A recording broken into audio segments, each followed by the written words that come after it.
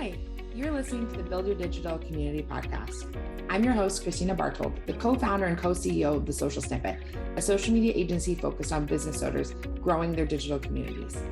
On this podcast, we'll talk about all things digital community building so that you can grow your network and ultimately your business. Hi, everyone, and welcome to another episode of Build Your Digital Community. I'm your host, I'm Christina, and I'm excited to be here with my business partner, my little bestie. We were just talking about how much easier our lives would be if we just spent every waking moment together. Yeah, and I'm sure there's not a lot of business partners that can say that. Business partners and life partners. Yeah. The poor men in our lives. Anyway, I am so excited to have you today, and we're actually going to be talking about something that isn't about digital community, but still about community, which is exciting. And something Maria and I have been really leaning into lately is in-person events. Like probably for the last year, we've gone pretty hard on in-person events, but especially lately, really trying to find ways to gather in person. Yeah, and it's been awesome. COVID was a lonely few years there, and it's funny, I was like so immersed in the virtual world that to like now starting to break out of it and look at how magical these in-person events are, like it feels so good, and it's just so different in person. Like such a different vibe. Well, let's talk about that, because I think there's lots of fear around it, like, and not like from a COVID perspective by any means, but like, I think for a lot of folks, there's fear about like meeting new people and what that looks like and all of that. And I know even I'm pretty extroverted and I get nervous about it too. Like the first in-person thing we kind of did was an event in Collingwood when we went to 11 Rooms. Oh, yeah. Yeah. And we went to a Halloween party at 11 Rooms in Collingwood, which is a lovely hotel over there, and we met a whole ton of people from a co-working space down there from the Foundry, and it turned out to be a really fruitful experience for our business. We ended up getting a lot of work from it, a lot of connections, people we're still really connected with, even some of our podcast guests, Jen Walker, Amanda Wilson-Jochi, like all women that we met kind of through that event, which we were so blessed by. And I remember leaving and being like, whoa, that was so much more powerful than a lot of the online stuff that we were doing, even though the online world's incredible and like we've made amazing connections online, but it's just kind of interesting.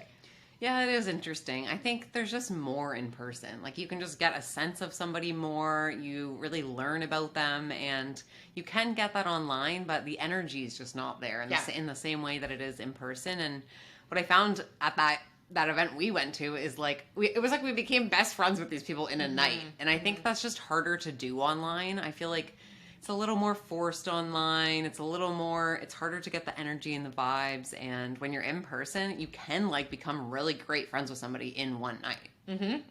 Totally. It's almost like, and this might be a crude example, but almost like when you're in university and you go to the bar and you're like out for drinks, and then all of a sudden you randomly pick up like a friend in the group, and they're like part of the squad. In the bathroom. Yeah. And then they're like your friend for life. And they know like the most intimate details of your life. That's kind of how I feel even about our entrepreneur friends. Like recently my husband, it was funny, we were having a conversation and I was talking about one of our friends, like Stacy or Steve or something. And Josh is like, those aren't your friends. Those are people that you work with. And I was like, actually, I talk to them more than most of my friends. Like, and like, they know more about me than like most people. And so it's amazing how you can build these amazing relationships online, but also like when you have an in-person, really immersive experience, like it's pretty incredible, like what kind of relationships can be built there. And I think if you're wondering like what that could look like, look in your local community for something. It doesn't always need to be, like, we were really blessed that we've made some amazing investments. You know, we've been in the Fast Foundations Mastermind. You know, I've been lucky enough to do Chris Harvey's Roundtable, like lots of Arizona traveling for us. We're going back next week, actually, for the Roundtable again and for Lori Harder's event, which we're so excited about. But it doesn't always need to look like that. And I think the hard part about, you know, networking online is that we often think that's what it has to be. It has to be like this big, grandiose, like travel. But, you know, you probably have a chamber of commerce. Like, you likely have a chamber of commerce. Or, like, have somewhere where you can start to meet other entrepreneurs. Or you can create the space you wish existed. Ooh, yes, yes. And I think one thing that makes it like a little less scary and a little easier And this is something I felt, even though we were scared when we went to that Collingwood party. Scared? A little, like nervous. Intimidated. Intimidated. If you find, like, look at who's hosting these events and, like, what type of environment it is. And we knew, like, the person that was running it was just such a kind person who was really community focused, just wanted to bring people together. Like, you know, when that type of person is running an event, the people that are coming are going to be so, like, welcoming, and they were all so kind. And even with, like, a chamber of commerce, the spirit of that is, like, bringing entrepreneurs together, lifting the community up. Like, that's such a great place to get involved, and it makes it a little less scary because it's, like, designed for good people to lift each other up. And I've seen a few things that have been really interesting about this, like, online and in-person spaces, that I think people are becoming wiser to the fact that in-person relationships are so crucial. And so they're creating spaces, free or otherwise, where people can network and they can connect and they can, like, grow these businesses. So, like, even for example, I know of a local woman who runs a social media agency, and she, like, rents out a coffee shop on a Wednesday morning once a month.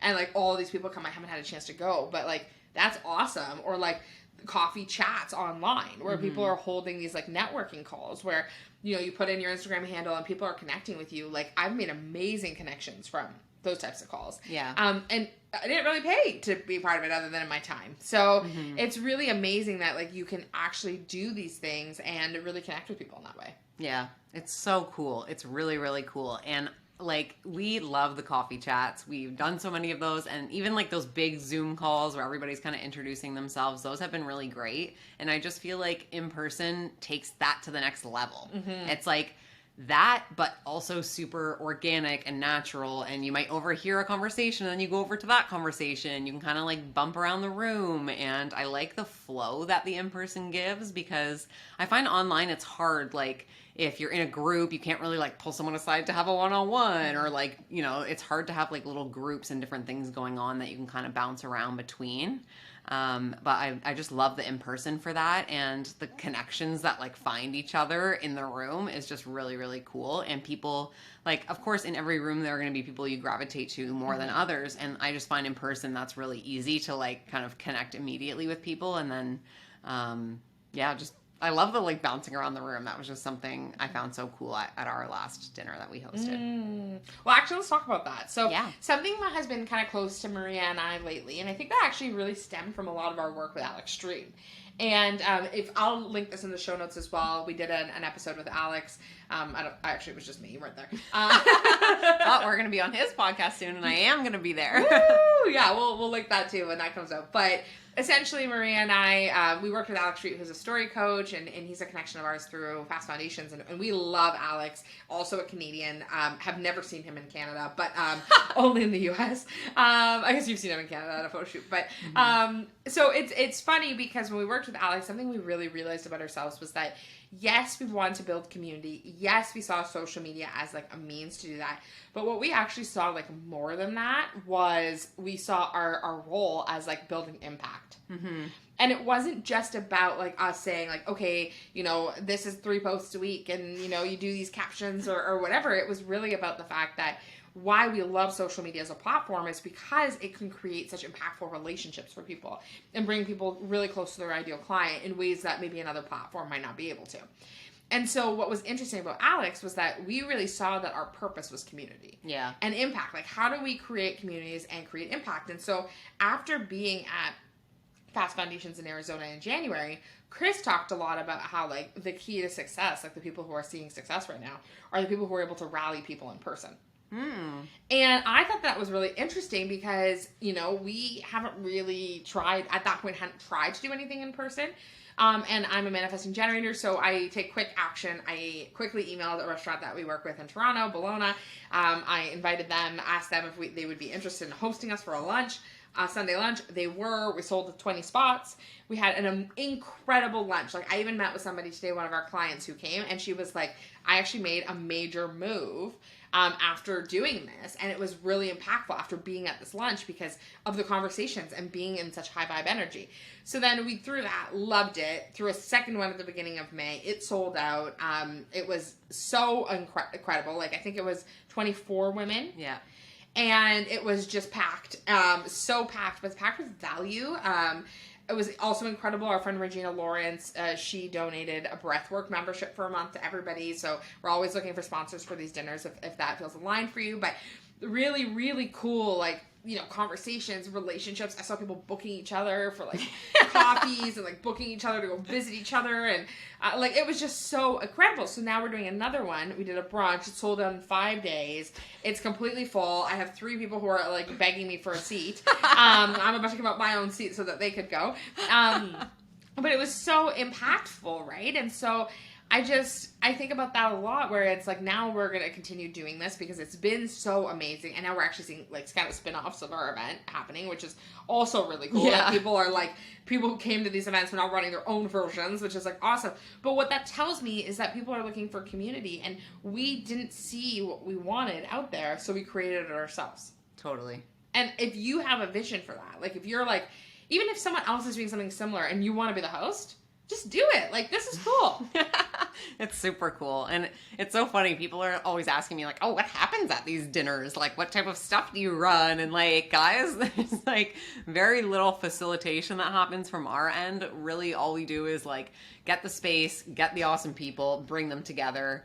There's like, we maybe ask them one question, and it's just the magic of them like meeting each other, connecting, lifting each other up, helping each other like solve their problems. At the last dinner, people were helping me solve my problems. Yeah. Like, it was crazy. It's just so cool what happens when you create these spaces. And like, Christina threw the first one together in like an evening. Little Manny Jen, she's like a magician. But it doesn't have to be like so complicated or any of this stuff. And I think that's what a lot of people who came to our dinner saw. Like, wow, this is so magical, and like almost anyone can do it. Like, you can put this together. 100%. You know, okay, so I said this in my Instagram stories yesterday. I'm gonna say it again. It's the most controversial thing I've ever said. It's not that bad. Okay, you watched it. Yeah, I did. Yeah, it wasn't controversial. You didn't react. I didn't think it was controversial. I'm shocked. I think it's because I'm traumatized after the whole. Yeah. You know, at the time I was. The incident that shall not be named. Yeah, you can listen to previous episodes and find out all you need to know about this. But the mental health and social media. Yeah, episode. mental health and social media episode. Go listen to it. But essentially, I listened to this podcast on the plane yesterday, and I'm not gonna name who it was. I'll tell you later. But I'm not gonna name who it was. But it's a well-known person, like one step away from us, kind of thing. And they get hundreds of thousands of downloads on this podcast every month, or every episode. So it's doing well. I'm happy for them. So I wanted to give it a shot because other people had said good things about it, and that's how I find all my good podcast recos. Is I listen, and then, you know, if someone says I listen to this podcast and I love it, I'm Jenna Kutcher, I love this, I'll probably love it too. And that's a great way for you to find it out. So maybe I'll do a podcast episode on podcasts I love. But what was interesting about it was this person very evidently was working off a whiteboard and was coaching on a topic. And it made no sense because they were coaching off a whiteboard. So then I was like, oh, this must be a YouTube video that they've turned into a podcast. Can't find the YouTube video anymore. I'm like, okay. I'm like, is there a PDF? There's no PDF. There's no show notes. I'm like, this is a massive waste of my time. And like, someone would be talking and they'd be like, what's your question, Nick? And then it's like silent because they didn't catch the recording of the person. So you're like, it was just a mess. But this, like, that person still has fans. They still have super fans. They have people who pay them thousands of dollars every month to be in their orbit, right? Like, and I'm not going to personally do that, but I'm saying be as confident as the man with this whiteboard.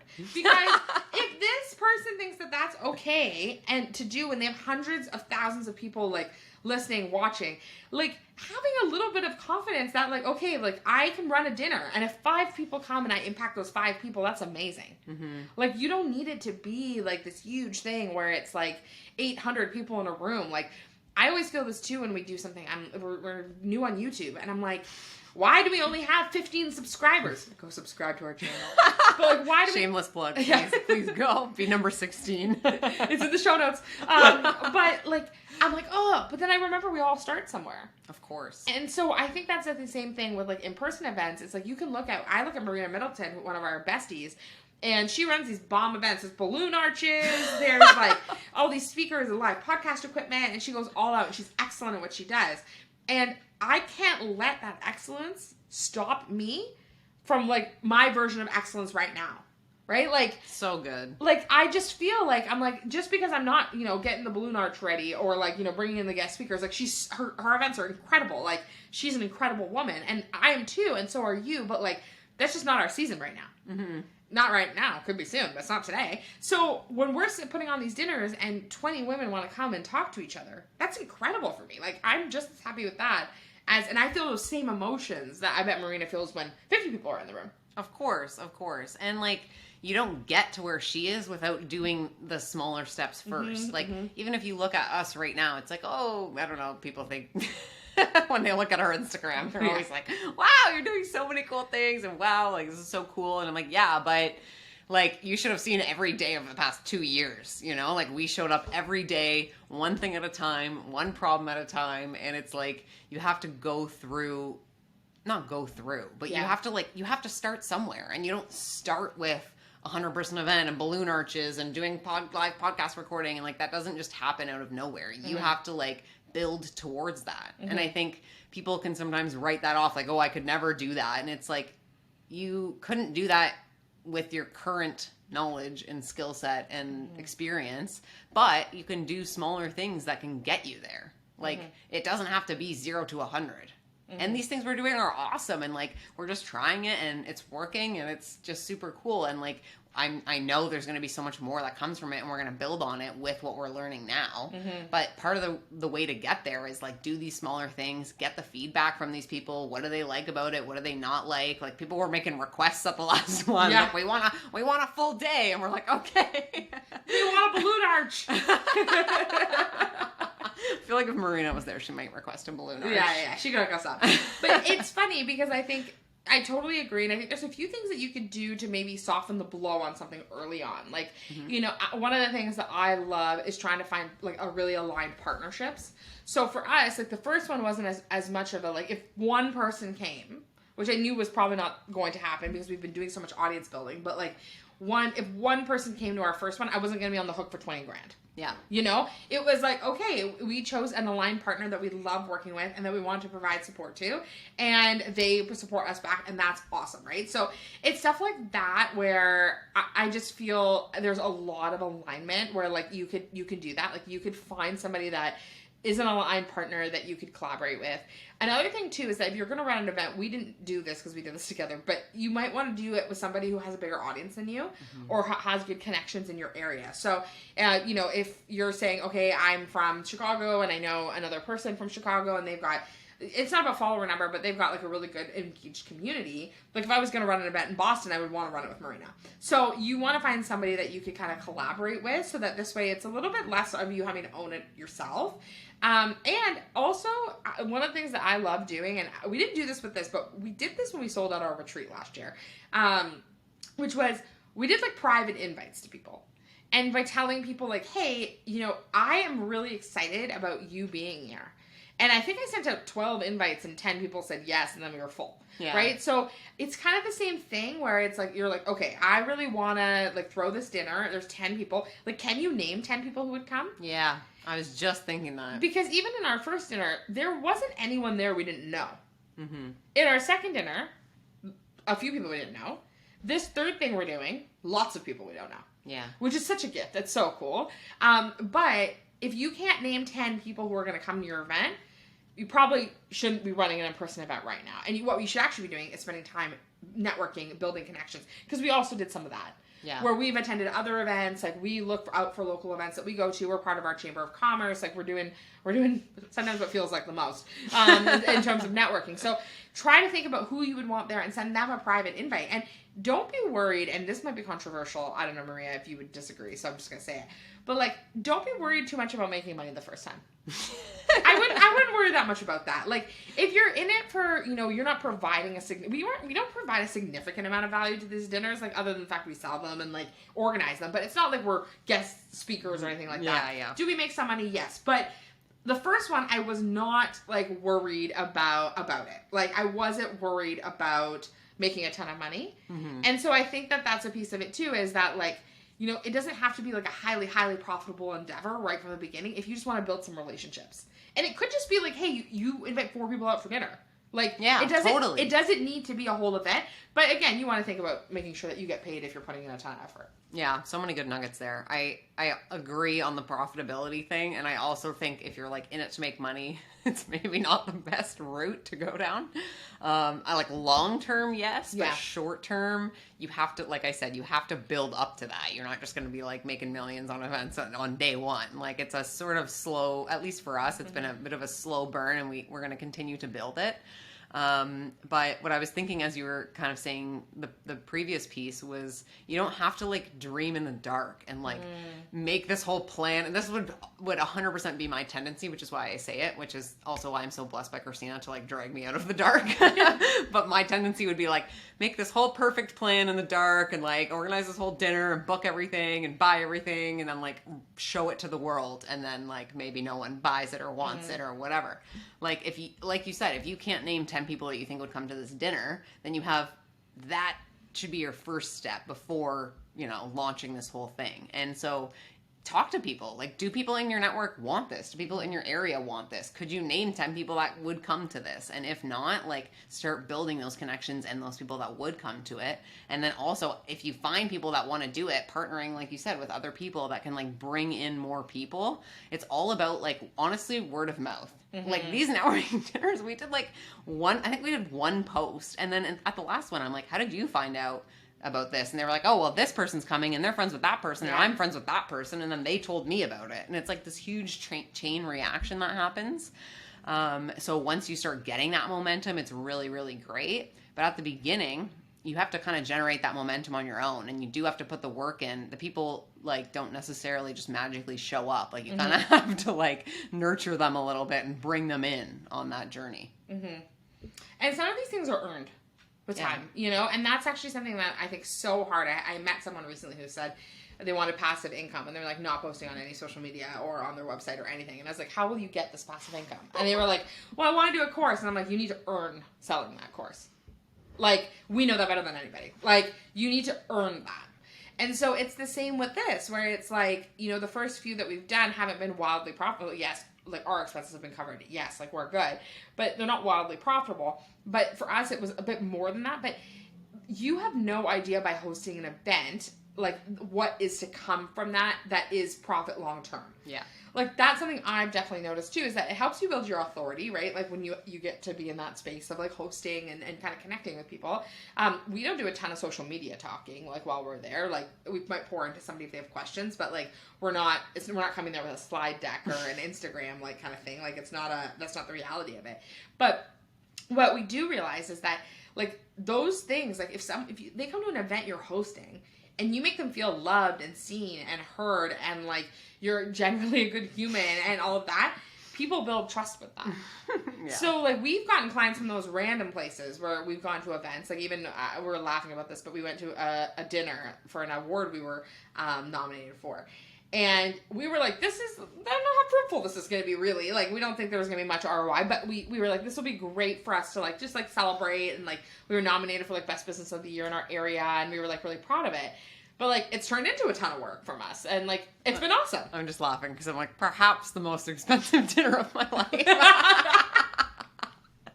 I had a wedding, so I mean, not the most expensive dinner of my life, but, you know, like, it was so expensive, but especially for a new business, right? Like, you know, but worth it, so worth it, and meaningful, and, like, we got to sit with awesome people that you stayed connected with, and then I really hit it off with a few people at the bar, and, like, it's turned into, like, 3 different working opportunities almost, right? So, that's cool, and, like, so, you know, what I'm going to say about events, to kind of wrap us up, and maybe Mara will give you the last word, is just that, like, you know, even if you, 1, create it if you want to create it. B, find it if you need to find it. I just went from 1 to B. But the third point here is just that, like, going out, going all in, trying to make some of those connections with people goes a long way. And then following up with people. Like, if you meet somebody, sending them an email. Everybody we met at that award ceremony, I sent them an email after and connected with them on LinkedIn. It was, like, so good to connect with you. Like, here's some, like, if you ever need anything, let me know. And people have needed things, right? And while we were there, we weren't like, hi, we're a social media agency. Like, do you need social? Like, that's not really, like, the vibe that I hope we give across. But we really just try to make people feel like, you know, we're good people and we want to pour into them. So finding those opportunities I think can be really important. And if you're nervous about it, go with a friend and go all in. Yeah, I was just thinking go with a friend if you're nervous. I had Christina at my first one, so it helps a ton because you always have that person to kind of go back to if, I don't know, if you're left out of a conversation or you feel nervous or you need like a little pep talk. It's really nice to just go in with that like comfort blanket. So I think that's a really great way to go about it. And I would say, like, if you're a business owner, you have to either get in one of these rooms or create one of these rooms. Mm-hmm. It will just pay back in so many ways in your life and in your business. And as entrepreneurs, like, we go through a lot and it's really hard. And by surrounding yourself with other entrepreneurs that can like lift you up, remind you that you're in it together, like it just does so much for like your mental health, your social health, like all areas, your business, like it just pays back in so many ways. So I think it's one of the best things you can do. I would encourage anybody to do it. If you're in the GTA or the Kitchener area, make sure to shoot us a DM so we can get you on what I'm hoping to start a wait list for the next one. Yeah. Our brunch is over a month away and already sold out. So would love to hopefully expand and create some bigger rooms so that we can fit more people in. But would love, if you're a listener, would love to have you attend one of these events. So make sure to shoot us a DM and we'll get you on the list for those. Yeah, love it. Well, Mar, thanks so much for being here, and we'll let you folks know about future events that come up. Maybe we'll add that in as like a little ad for the future for some future podcasts. But I'm just grateful to you and so excited for future events. Like I know that we have a trip to Arizona together next week, and going to Collingwood a few weeks later, and then we always have something kind of brewing and on the go. So grateful to do it with you. So happy to be here. Thanks for having me. Woo! Thanks for listening, everyone. And don't forget to keep building your digital or in-person community. Woo! Thanks so much for listening to the Build Your Digital Community podcast.